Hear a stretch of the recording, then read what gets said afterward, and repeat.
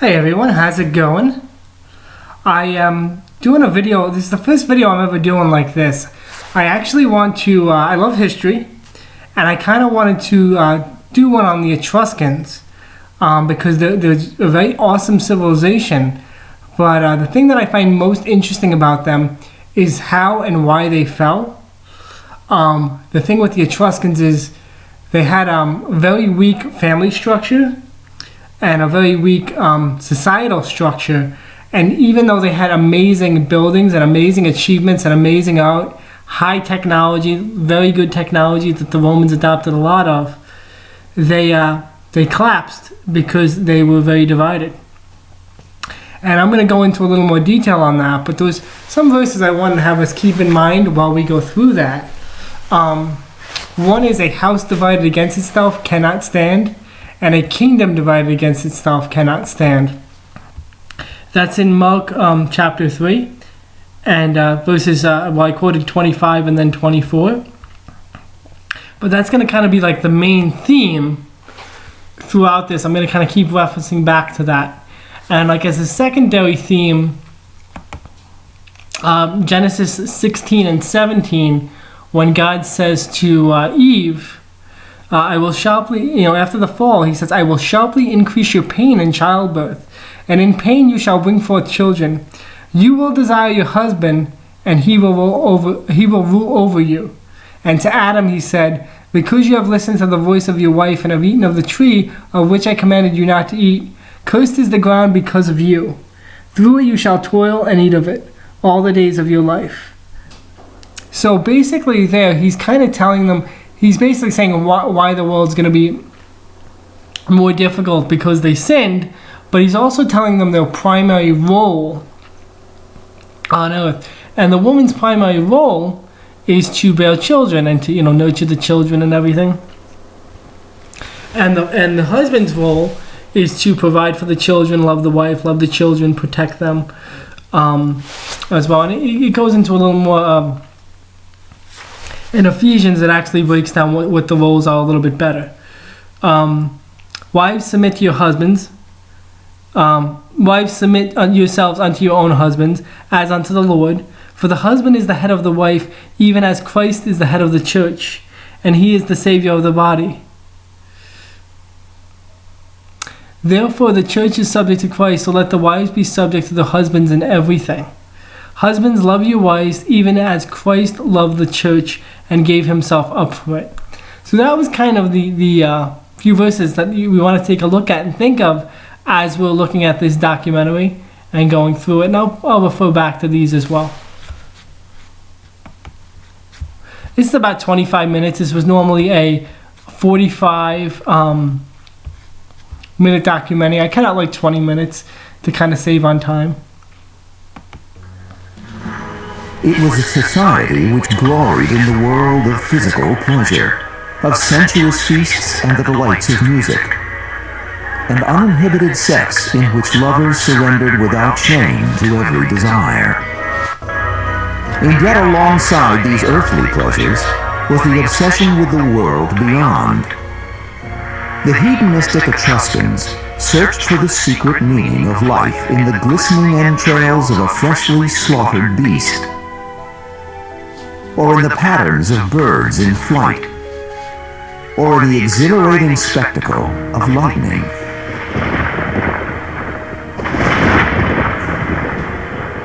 Etruscan high priests foretold the end of their civilization, a prediction which was fulfilled when their dazzling world fell under the swords of mighty Roman legions, as well as the hands of vengeful slaves.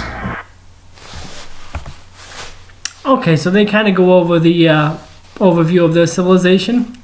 One thing that I'm going to focus on mainly is they said how they had a very hedonistic lifestyle. And there's a lot of negative things you can go into on the Etruscans. The two main things I'm going to focus on is basically their family structure, and also secondarily the treatment of prisoners and slaves, because those are the two main things that are showing their downfall.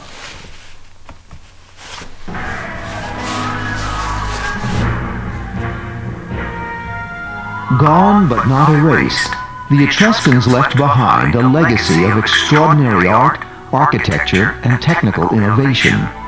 So much so that to this day their influence still resonates.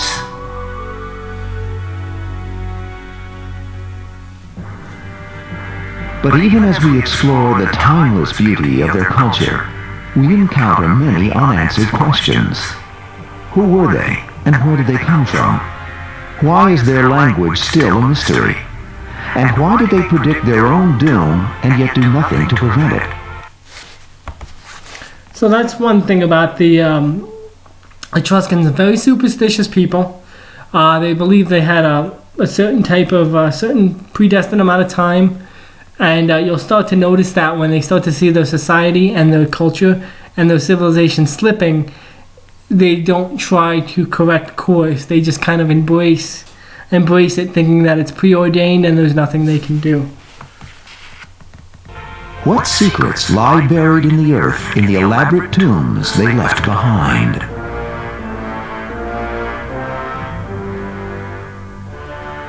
A stony silence pervades the ruins of the ancient Etruscan city of Chiveteri. But as we move through the necropolis, the ancient city of the dead, voices from a past long gone begin to cry out to us, and the story of the Etruscans begins to unfold.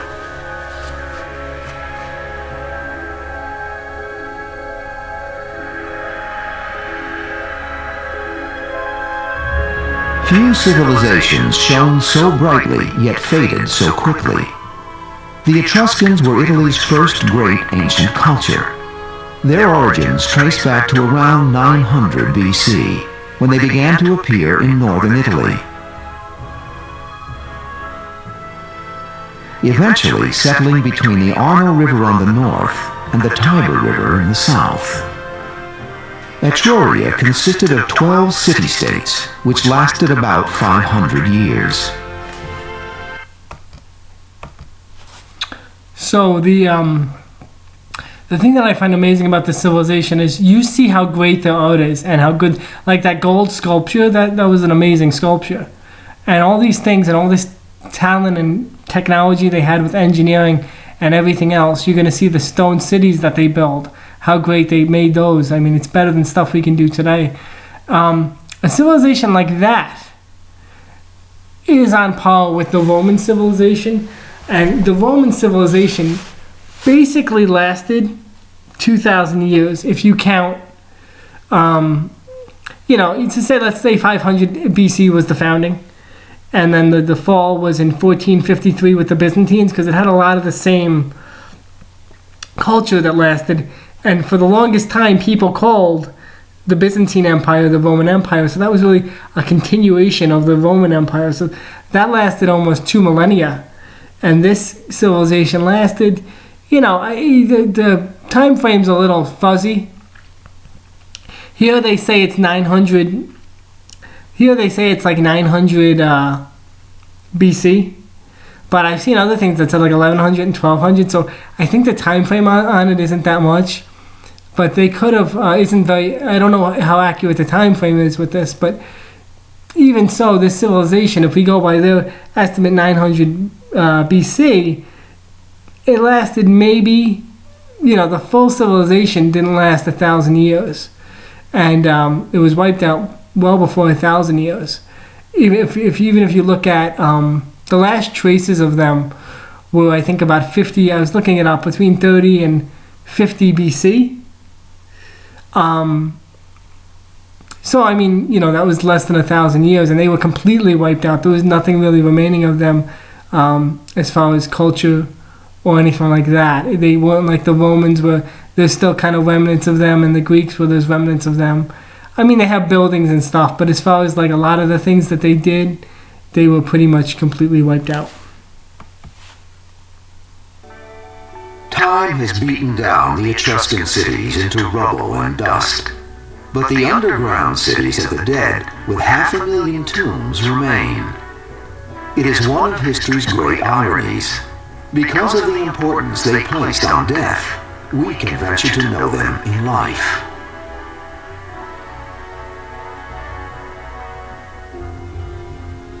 The Etruscans believed death was only temporary, that it opened a gateway to another world where people experienced an afterlife more vital and dynamic than that of the living. Okay, so yeah, I mean that was just, it's very interesting how they did that. You know, just built those twin cities, one for the living and one for the dead. That's very interesting. A very interesting way to do things. I mean, the way they built those things, like I said before, we don't really make things as good now. So, I just kind of want to comment on that. And you're going to see, like I said earlier, how they're going to change and how they do their funeral arrangements and tombs later on when they're getting close to the end of their civilization. And so wherever they chose to live, they built twin cities, an acropolis for the living, and a short distance away, a necropolis for the dead. The mystery and lure of Etruscan civilization caught the fancy of D.H. Lawrence, who temporarily set aside his fiction in 1928. The author chronicled his journey to the tombs in a passionate work called Etruscan Places. To Lawrence, whose provocative literature was a rebellion against contemporary morals and a celebration of life, the Etruscans were kindred spirits. Death to the Etruscans was a pleasant continuance of life, with jewels and wine and flutes playing for the dance. It was neither an ecstasy of bliss, a heaven, nor a purgatory of torment. It was just a natural continuance of the fullness of life. Everything was in terms of life, of living. D.H. Lawrence. Now you're going to see D.H. Lawrence. They're going to quote him a few times throughout this documentary. And the reason why I think they used him was because at the time, this is probably made between the mid-80s, mid-90s and the early 2000s. And I think the reason why they quoted him specifically was because he was from the 1920s. So if they quoted somebody from that era stating that they were moral, it would make people more likely to embrace what they were doing. And, what he's kind of alluding to is the sexual proclivities that the Etruscans had.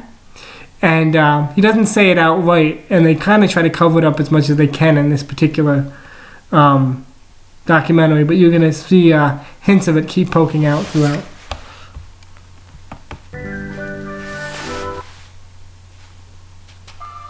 After a century, cremation gave way to inhumation, burying the dead intact.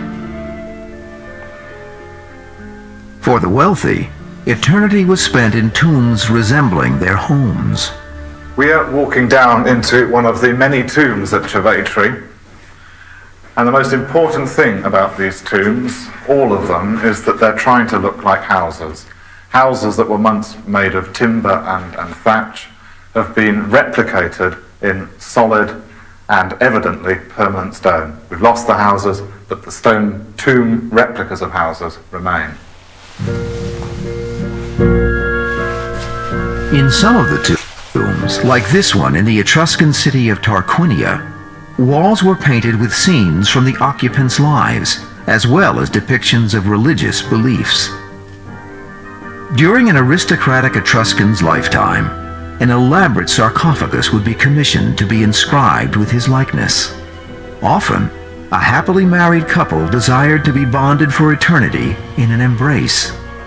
Etruscans were in love with life, but they were especially in love with love. Now, there's showing a husband and wife here. I did come across some other things that was showing that it wasn't just their wife that they were embraced to. I don't have access to it now, but they don't go into that in this particular documentary. Like I said, they're trying to stay away from that as much as possible, that they were not faithful to their spouses.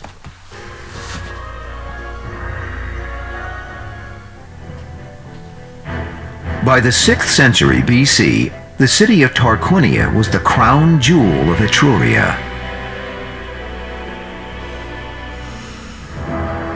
And if you could come here in the 6th century BC, you would have found not only a very prosperous and thriving city, but also one whose families were involved in ruling, at that time, a small settlement on the banks of the river Tiber called Rome. They were the ones who put the first temples there, paved the Forum, and created what we might call the basis of Rome as a city. The Tarquin dynasty would eventually be weakened by bloody family upheaval, but for a time it ruled in peace.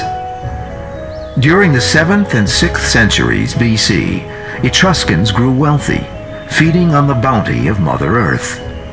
Etruria's rich volcanic soil yielded abundant crops of grain and olives to feed its growing population. The land had ample pasture for raising livestock. It is possible that the Etruscans were the first to cultivate grapes and introduce wine to Italy. The nectar of the vine was delicious and intoxicating. It was an important component at many a merry and extravagant banquet. The wine was also vital for Etruscan religious ceremonies, an integral part of their lives.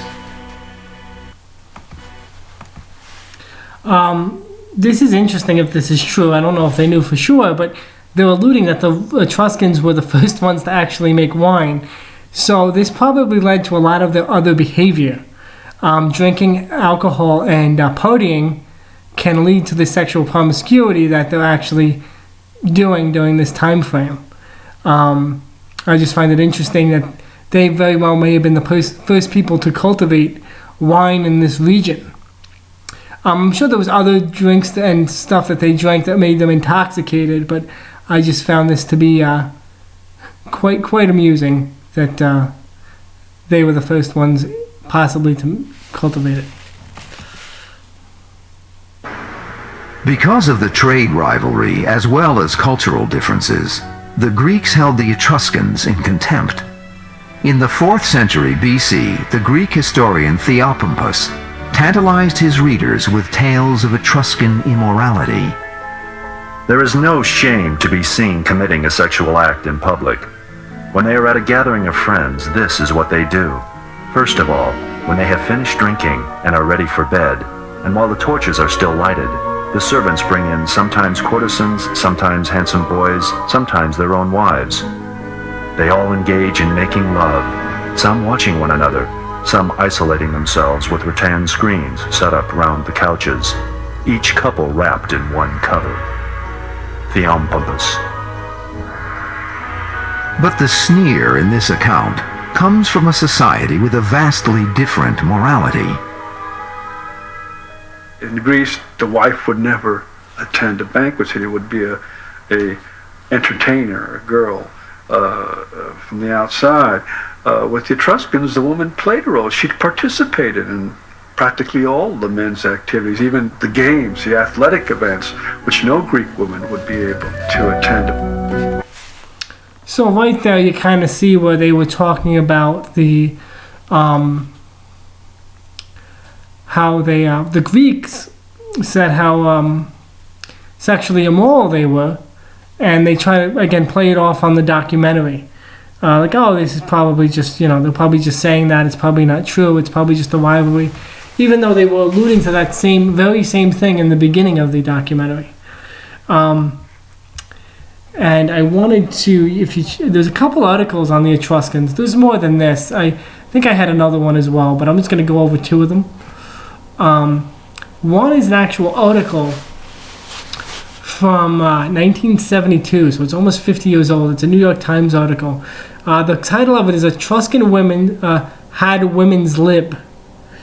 And just near the end of the article, it says, if an Etruscan woman had the right to raise their children without their husband's formal recognition, this would probably be connected to property rights. So when I read that, the way I'm reading that is, when they say they had the right to raise children without their husband's formal recognition, what that means is that the husband did not need to claim to be the biological father of that child. And then there was another book, it's called How Sex Got Screwed Up. And that book is by John Knowles. And it says on page 187, unlike their Athenian sisters, Etruscan women had real dignity in marriage. More like Spartan sisters, they chose their sexual partners and inherited property. All Etruscan women's children were legitimate. It didn't matter who their biological fathers were, which basically means that it didn't matter, if they had if it was with a legitimate husband and wife marriage, or if it was an adulterous relationship. It still had the same. It still was looked at as okay in the society. There was other articles on that too. You can look into it a little bit further if you'd like. But they were okay with. It was very acceptable in society to have a husband and the husband not know who the child was. And again, this causes very unstable home life. And it also reflects down into the society later on. So again, it's coming back to a house divided cannot stand, and they're trying to make women and men equal to one another. When they're not equal, they are complementary. They have complementary roles. So they're trying to build up how great this was because, they're just the same as men, just the same as men. And men and women are not the same. And one thing that this reminded me of, when they said, both the men and the women compete very well and compete in the same sports together, wrestling and everything else. And, the women did not do as good as the men in a lot of these sports, I'm sure. When they said wrestling, it reminded me of this. I don't know if any of you have ever seen this, but it's actually a biological male who claims to be a female, a transgender female, I guess he would be. I don't know. But he's biologically male, says he's a female, and he's in women's wrestling. And here you have the picture of him choking this poor girl out. So, like I said, they're trying to make it like, they were equal, but, they're not equal, they're complementary. Okay, I will jump back in. Most scholars tend to dismiss the disparagement on the part of the Greeks as more gossip than history. Yep, more gossip than history. Since all Etruscan literature was either lost or destroyed, there is no Etruscan voice to answer critics like Theopompus. But what is certain is that Etruscan society fostered equal stature for women in virtually every area. This is perhaps nowhere more evident than in the Roman historian Livy's account of the Etruscan king Tarquinius Superbus and his bloody seizure of power. Superbus's wife, the headstrong Ptolea, not only drives her cart into the forum and over the body of her dead father, but she is the first to proclaim her husband king of Rome. Again, a woman kills her own father so her husband can become king. Again, you see this very dangerous. A house divided against itself could not stand. People are killing their own fathers for power.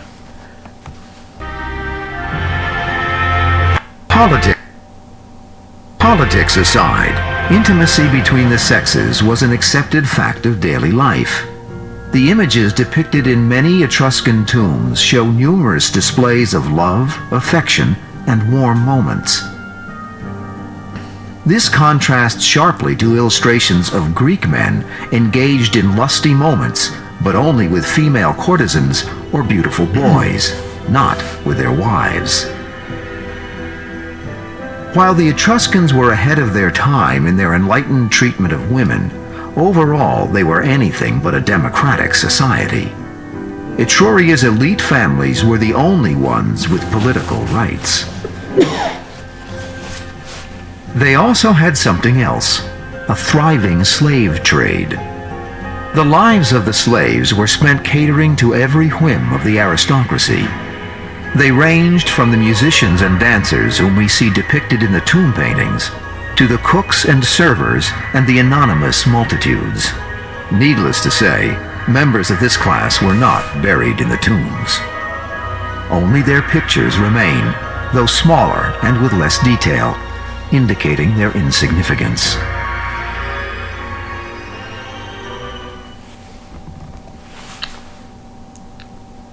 So again, you'll see you'll see how it as it goes on, how they treat the slaves and everything. But that was, now again, look at all the great artwork they had, all the things that they did very well.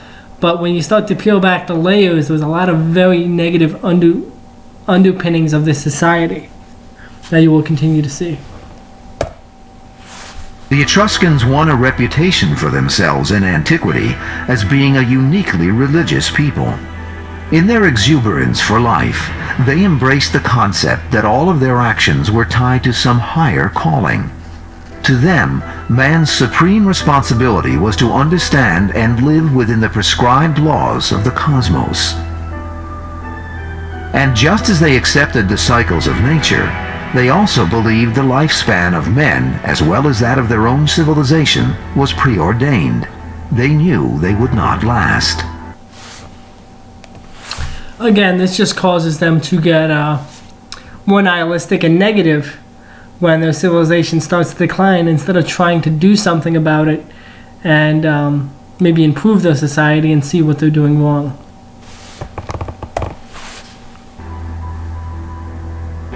Despite the spirituality of the Etruscans and their desire to obey the will of the gods, they were also known as a people with a taste for violence and barbarity.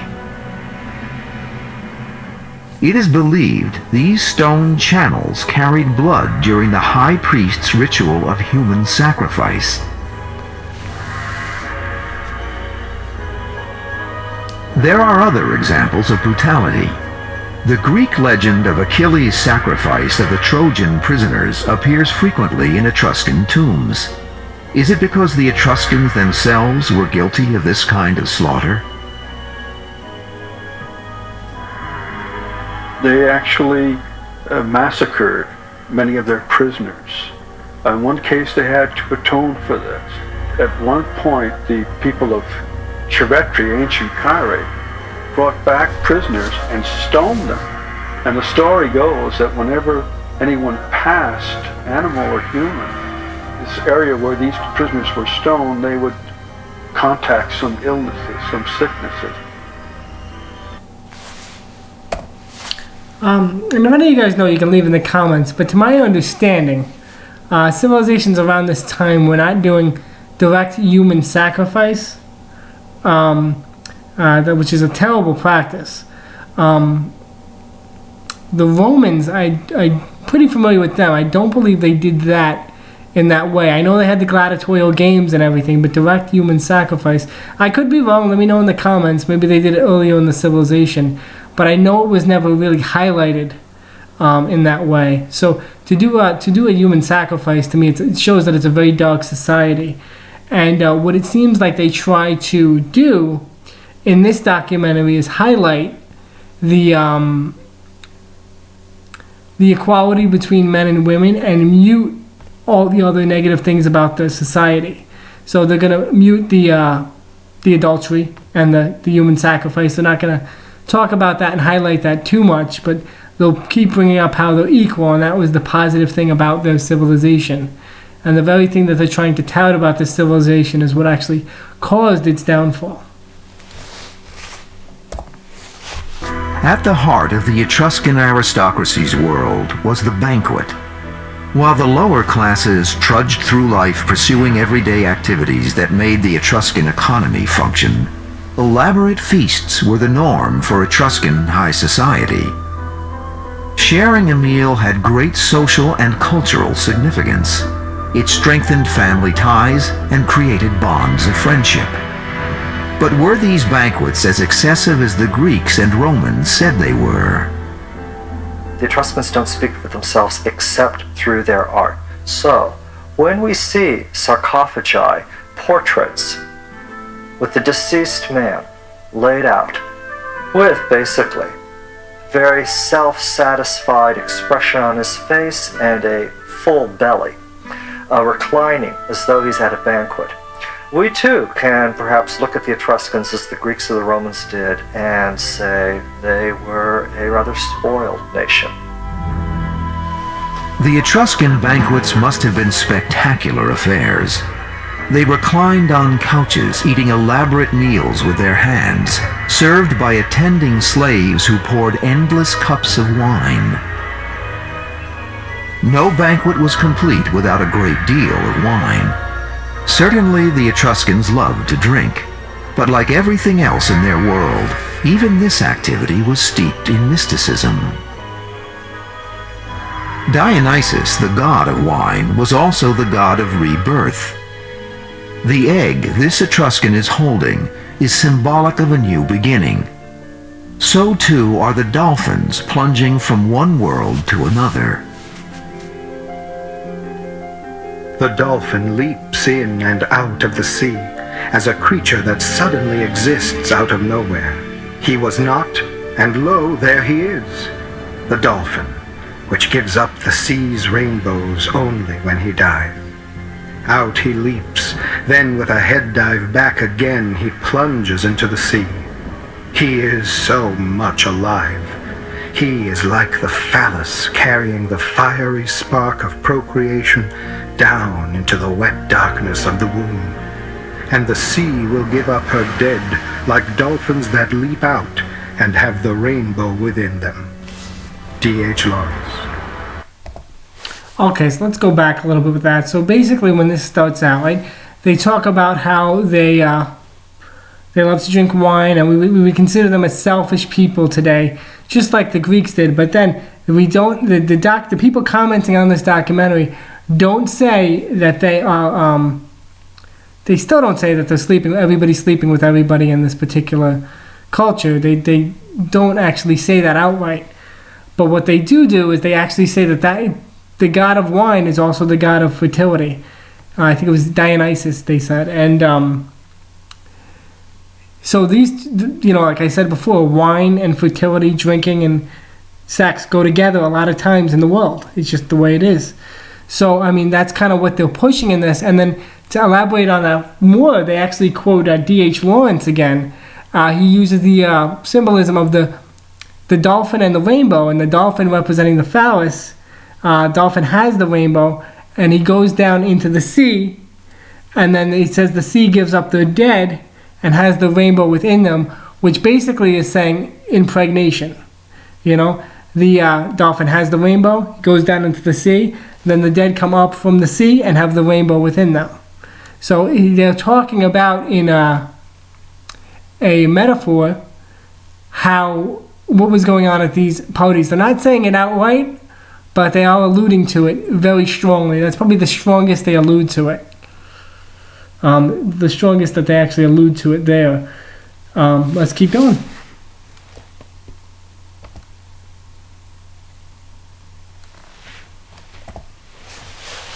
As part of their celebration of the dead, the Etruscans held banquets at their funerals. These feasts of sumptuous food and free-flowing wine also became part of the worship service for one of their many gods during religious festivals. They did like to party like it was 99, I give them that.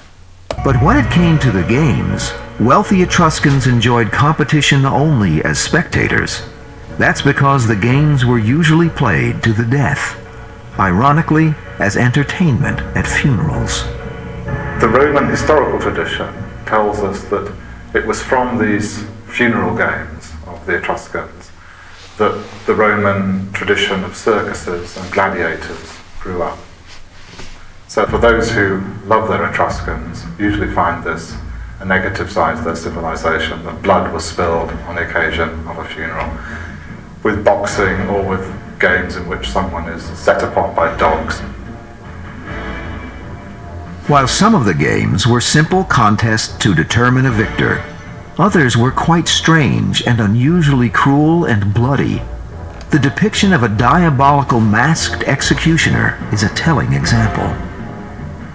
We have a scene where one of the gladiatorial combats has a bag over his head, and he's also constrained by this fearsome character who wears a mask and constrained by some kind of rope, and the man is being attacked by a vicious dog. And evidently that took place because it appears in several Etruscan tombs. This is definitely Now, just think about that. I don't know the true meaning behind it, but I mean, there's almost a very strong level of dehumanization there. The executioner is not showing his true face, which is common with executioners. But the reason why they have a bag on somebody's head is to dehumanize them. If you can't see somebody's face, you don't really connect with it in the same way. So it's the way to like just basically completely dehumanize the person you're killing. It's just a terrible way to treat somebody. Cruel aspect of the Etruscan. What was this? And we don't understand what it means. There was a Greek myth that must have fascinated the Etruscans. The scene of King Oedipus's two sons, Eteocles and Polynices, killing one another, appears time after time in Etruscan art. As the two men die, they gaze into each other's eyes. Whether this depiction of fratricide was meant to warn or to entertain is unknown. There is no doubt whatever about the pleasure. Okay, now they were just talking about the two brothers, right? Let's go back a little. The two brothers that were fighting each other. And basically it's something that I don't know if they were fascinated with it or they don't know what it was. But I mean, they took the time to do such detail on this painting. Again, it's a beautiful painting, but there is no doubt. Sorry, guys. But again, it goes back to the same theme. A house divided against itself cannot stand. So these either in some way or another glorifying this type of behavior because they're putting all this effort into actually painting it. Okay, let's continue. Whatever about the pleasure the Etruscans derived from the depiction of sexuality, as exemplified by two paintings in the tomb of the bull in the ancient city of Tarquinia. D.H. Lawrence found them anything but offensive. These are not dirty drawings, far from it. The drawings have the same naive wonder in them as the rest, the same archaic innocence, accepting life, knowing all about it, and feeling the meaning, a symbolic meaning quite distinct from a moral meaning. Some actions the man-faced bull accepts calmly. Against other actions he charges with lowered horns. It is not judgment. It is the sway of passionate action and reaction of the father of milk. So I pulled up these photos. D.H. Lawrence, there's something about him that's just, he's crazy. I pulled up these two photos here. These are the ones they're talking about, and he's saying that it's not judgment. So these are the original photos. This is one, you can see the bull is calm. Let me go back. As you can see here, the bull is calm. And you have, I think the original picture had two men and two women. They were faded. And you see the bull is not, no, this isn't necessarily a moral act either, But, but now when you look at this act here, you have two men engaging in a homosexual act, and the bull is charging. Now, when you have a bull that's charging, it's implied that he's angry. So there's something about this that he's saying that he's angry. Now, D.H. Lawrence is supposed to say, "Oh, this is not an act of anger, or judgment." Well, it kind of looks like it could be an act of judgment, but he's just trying to push the agenda like all of this is okay, this whole lifestyle is okay, and it's really a very immoral lifestyle. Excuse me.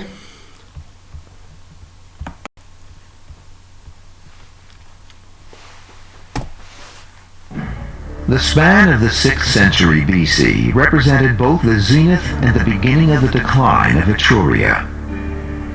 By the zenith and the decline within a I guess that probably happens in most civilizations, but it declines pretty rapidly. the end of the century, the world of the Etruscans, with its splendid royal and aristocratic life, was crumbling. Roman historians paint a picture of Etruria in this period that is quite bleak. The undoing of the Etruscans, they said, was due to a lack of morality, exemplified by the rape of Lucretia. The Romans told this as a kind of admonition tale, a warning of going too far in the pursuit of sexual excess. The story is that a group of Etruscans were lying about one night, drinking, talking, dining, again, carried to excess by Roman or Greek standards, and under the influence of perhaps too much good wine, they had been talking about the qualities of Etruscan women and which of their women were the best. Then they went out and found the young woman Lucretia. One of the Etruscans pressed her. His advances were unwanted. She rejected him, so he raped her.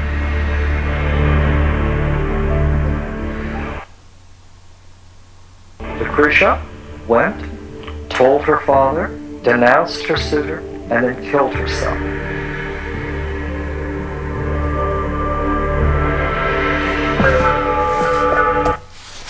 So you can see by this that the Romans at that point were much more moral. She resisted this particular man, and they abused her anyway. And you're going to see how this causes the downfall of the Etruscans. This reminded me a lot of a couple of scenes in the Bible. A couple of stories in the Bible. The rape of Dinah was one. It basically caused a war. I guess a very small war at that point, where the Israelites had to move, where the sons of Jacob had to move out of that area. And then also the other thing that it reminded me of was with David and Absalom. Two of Absalom's sister gets raped by one of the half-brothers, and that causes a war between them, but just how these things can cause such conflict. Also, Helen of Troy was the same conflict with the Orlando Bloom character that steals the wife. I don't remember his name, but he steals the wife, and they go to war with the Greeks go to war with Troy, and they end up losing and destroying Troy. So this is a common theme throughout history, and of course all the Bible stories, those are definitely true, but even Troy, a lot of historians believe that is true now, and they used to think it was false.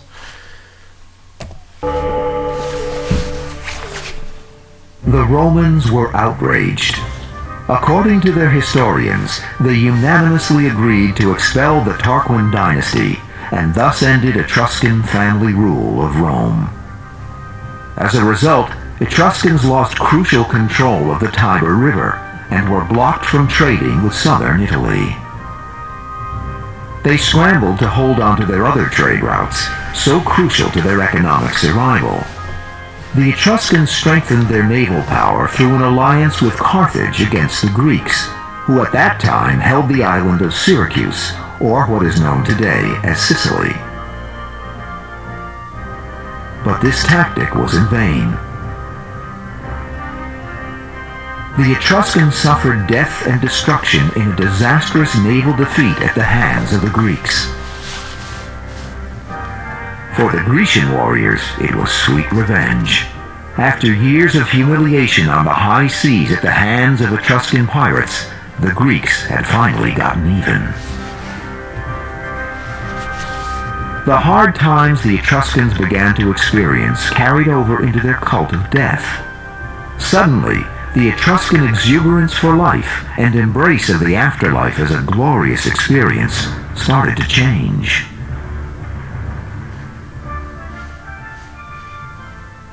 The macabre element, the somber element, begins to enter it for reasons that may reflect the political stress with the Romans. At least this is one facet that has been proposed by scholars, that it may have to do with the doom that was impending under Roman domination.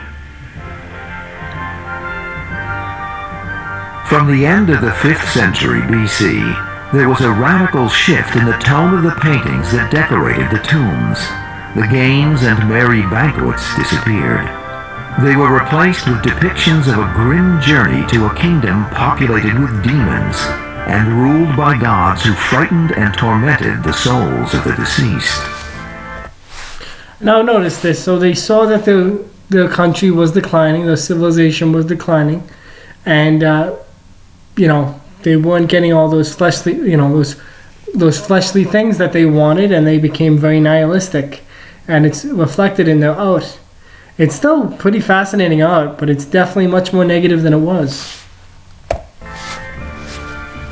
The images now become increasingly pessimistic, dominated by an atmosphere of fear.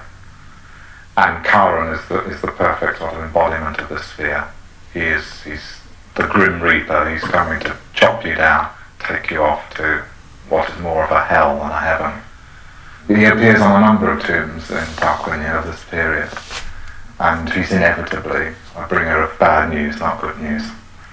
He means to take you off to another place, and the wings are like sort of indication of his powers of transport from one world to another. The crisis of Etruria continued, and in some ways deepened in the 4th century. In the year 396 BC, Veii, the Etruscan city closest to Rome, was taken after a 10-year siege, and Roman legions marched into the city. Etruscan independence was its undoing. The League of 12 city-states should have banded together to stem the rising tide of Roman advances, but the members fell to bickering with one another, and thus never formed the kind of alliance necessary to hold the Romans back. Okay, so that's basically, it's going right into it again. It's, a house divided against itself cannot stand. So a kingdom is made up of individual homes, individual people. And as you can see, the individual home wasn't doing too well. People did not have stable families. They did not have functioning families. And as a result of that, they were... you could see even the city-states within the Etruscan society were bickering against each other and couldn't come to a conclusion, an agreement to actually save their civilization. And think of this, it took Rome 10 years, they were sieging a city in order to actually conquer the city. If they were actually banded together, as one civilization, they would have totally been able to repel them immediately. And even after they were collapsing, they couldn't come to an agreement, so they all end up falling. And it always starts on a micro level and then goes to a macro level. So since on the micro level everything was not working and not functioning properly, it reflected in the macro level as the whole society. 51 BC, and then Cerveteri in 343 BC.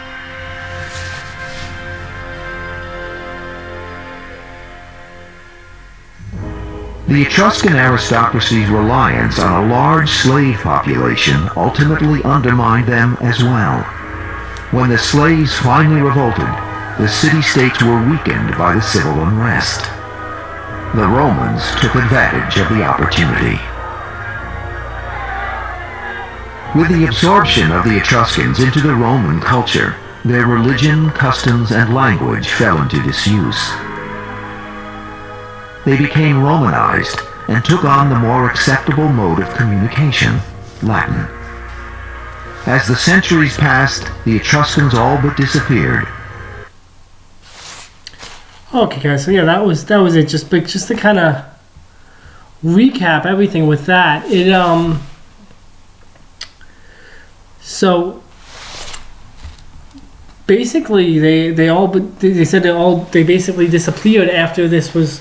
After they were destroyed. Some of their stuff remained for the Romans, like their buildings, their architecture, probably similar art. But a lot of their culture ended up just getting wiped out. And because they said the language didn't even survive, which I found pretty interesting because they can't translate the language. They still don't understand the language. So that means that the cultures that took them over they didn't have a very strong culture to actually preserve anything, and the culture that took them over didn't actually respect them enough to try to preserve anything. Because if you look, let's look at the Romans, for example. Latin is still still around. People can still read it. They don't know how to speak it anymore, but they can read it and understand it. Also, Greek as well is still around. Obviously, it's not like ancient Greek, but that's still around. That culture still survived. So the cultures around at that time were still there. They weren't completely wiped out, but I think that the Romans thought that this was such a despicable culture that they really kind of completely, destroyed it as much as they could. I didn't think they took the good and completely destroyed the bad, but they didn't keep their language. They got rid of it. And I think it was more than assimilation, because, if that was the case with assimilation, then a lot of these languages wouldn't have survived over all these years. Hebrew is still around, and that's over 2,000 years old. That's obviously God's in control of everything there, but I just thought that was something that was very interesting. And the reason why I wanted to look at the Etruscans was because I found a lot of parallels to today with the way they were acting. And I know people always do this with history, but the thing was with that. So let's look at some of the things in today's society. So we have Tinder, and we have all these things, drinking, going to clubs, all these things that people love to do that promote that kind of promiscuous lifestyle, similar to the Etruscans. But the reason why I did this video is not because we do those things, but because with all this stuff going on with this virus, the coronavirus, everything has stopped, and people have a chance to reflect. So a lot of the things that are negative and considered negative, evil, like bars are closing down. You got movie theaters, they push a lot of negative stuff, that's closing down. Disney's another big media that closed down. People aren't seeing each other in person. They're not doing like those crazy dating apps where they just hook up all the time. So all this stuff, since it's put on hold, I think a lot of people have time to reflect and spend time with their families. And, I know I was speaking earlier about how, there was gender roles with men and women. But, the way our society is today, a lot of times is the men and the women have to work. They're constantly stressed. And it kind of reflects on the society. And I have someone I know in my life who actually is, early middle age. And she actually lost a baby because she's a high stress job on her feet a lot. And, I don't know if that's the reason why she lost the baby the first time, but the reason why she's glad that her job is closed down is because she's pregnant again, and she can relax and hope for the baby to, just relax and, be there for the baby and make sure that it, is nurtured and grows and doesn't need to be stressed. She doesn't need to worry about being stressed and miscarrying like she did the first time, which I thought was like an awesome thing, how God can use something that seems very negative for the good. I think it's in Genesis 50 when God says that what Joseph's brothers meant for evil, he used for good. And, that's kind of what I see coming out of this. And it's also Romans 8:28 that God uses everything according to his purpose. So I see that a lot there. A couple other videos I'm thinking of doing. One is on just the history, the rainbow, obviously with Noah first, and then how the other cultures view the rainbow. And it's going to be very interesting. It's not going to be, it's going to be a very interesting one, because I've been doing a little bit of research on that since I saw the section in this documentary about the rainbow and the dolphin. And then another one I would want to do that's going to take a little bit more study is on the change of the role of men over time, and how our society changed over the last 100, 200 years, and the reasons for it. And I think that's going to take a little bit longer to do, but I think that's going to be really, really good. And if you guys have any good documentaries or anything you want to share, just make sure to comment and subscribe if you like, and take care.